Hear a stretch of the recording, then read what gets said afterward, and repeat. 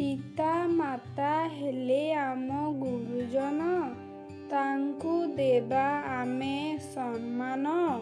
ସେ ଯାହା ବି କୁହନ୍ତୁ ତାଙ୍କୁ ଦେବା ନାହିଁ କେବେ ଅପମାନ।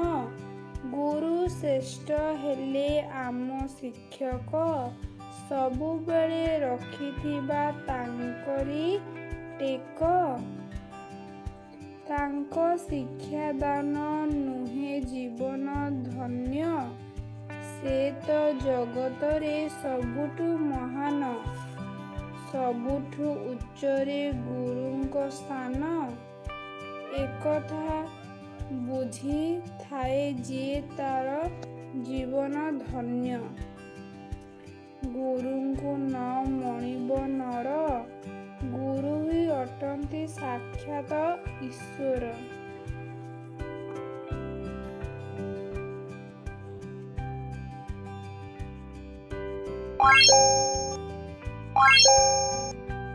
Bye.